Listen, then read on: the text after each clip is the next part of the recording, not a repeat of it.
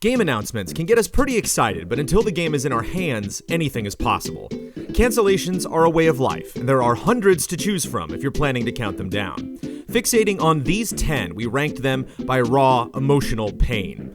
Each of these could have been something special, and while we've learned to let most of these go, they still sting. These aren't on hiatus or stuck in extended development. They're dead and buried. Some cancellations mark the end of a storied franchise, but in the case of Command & Conquer Generals 2, it was also a milestone to the end of real-time strategy's first golden age. This title seemed to have everything going for it. It was a sequel to a highly revered franchise, boasting the power of the shiny new Frostbite 2 engine, and made by developer superstar BioWare. From there, we watched this game change titles, get teased as a browser game, and ultimately get the axe as a free-to-play embarrassment. An undeserved fate for a game with such a pedigree lands Generals 2 on our list. Before Edward Kenway's journey in Assassin's Creed IV Black Flag, Pirates of the Caribbean Armada of the Damned promised players the chance to be a pirate captain on the open seas. A heavy emphasis on player choice was said to determine the type of crew your vessel used, as well as how citizens would react to you in town. Set before the events of the Johnny Depp film franchise, Armada of the Damned was looking stunning on last-gen consoles and had the opportunity to be a meaningful movie tie-in, free from the constraints of the film's plot. Unfortunately, it walked the plank in 2010. STARCRAFT contains a rich universe with fascinating characters, and while we've enjoyed experiencing it through massive armies, we've also longed for something more personal. Ghost seemed like it would offer just that. It was going to be a third-person action game telling the story of Nova, a Terran agent attempting to uncover a military conspiracy. The thought of sneaking behind enemy lines alone sounds tense in ways that base building and micromanagement just can't capture. Plus, since the Zerg are already disgusting, we saw plenty of potential for a few horror sections, similar to Ravenholm in Half-Life 2. Sadly, StarCraft Ghost is another case of what could have been. First planned for the Super NES, the third title in the Mother series wasn't announced in the West until it had already shifted development to the N64's ill-fated disk drive attachment. Earthbound 64 was one of the earliest glimpses of what an RPG could be in 3D, with wide-open landscapes, colorful characters, and an evolving world, all expressed in that uniquely quirky Mother style. Alas, it was perhaps too ambitious for its time, and after 6 years of development, it was officially canceled in August of 2000. Thankfully, the dream wasn't entirely lost. Mother 3 eventually came out for the GBA in Japan, but part of us still wonders what might have been on the N64. The original Prey was set in a distinct science fiction universe, but the canceled sequel promised to expand the lore considerably. The cinematic trailer showcased a rich, neon-lit cityscape reminiscent of Blade Runner and the opening of Star Wars Episode II.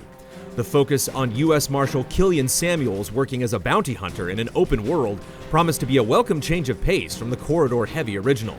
Just 1 short year later, rumors of its subsequent cancellation were rampant, and it was decommissioned 2 years after that.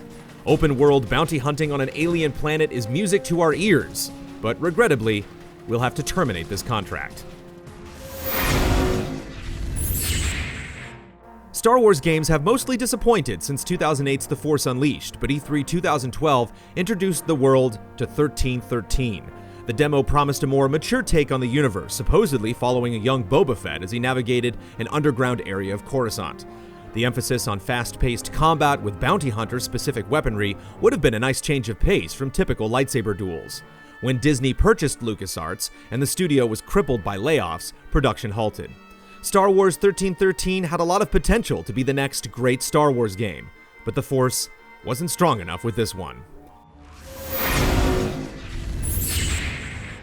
Very few games have had an impact like World of Warcraft. A true cultural phenomenon, countless lesser imitators have shamelessly taken its ideas for years.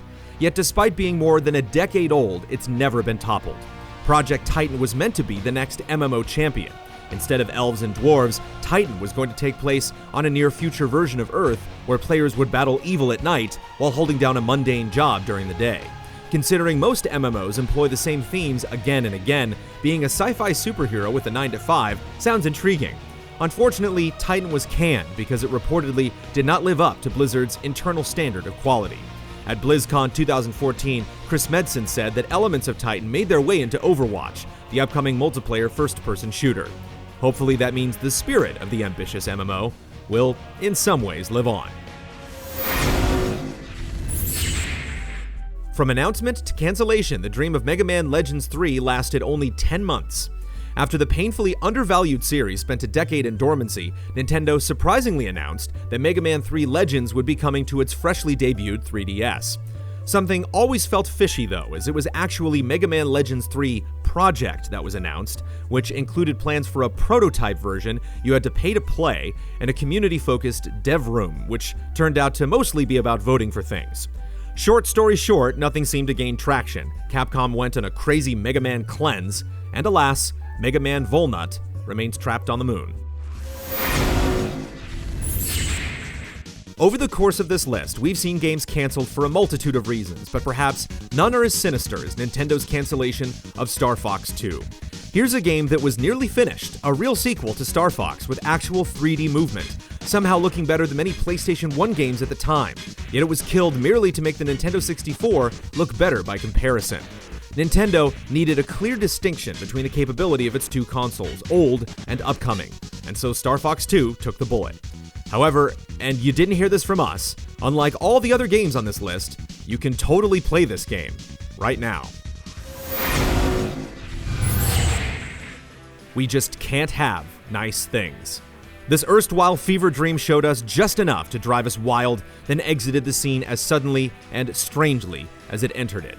PT was a singular experience, both in gameplay and advertising, showing strange guts not only on screen, but from a company quite possibly going insane. But PT's cruelest joke was the gift of hope. Hope that Silent Hill might return to its former glory at the deft hands of Misters Kojima and Del Toro. Silent Hill may live again, but it will likely continue its path of degradation and be nowhere near what could have been, once again, at the hands of masters. This week, our party of D&D heroes takes on the likes of Bowser and Mother Brain in another unpredictable episode of Tabletop Adventures. And we take you through crucial do's and don'ts from The Witcher 3 Wild Hunt on our second channel, GT Reviews, so you can make the most of your journey through this incredible game.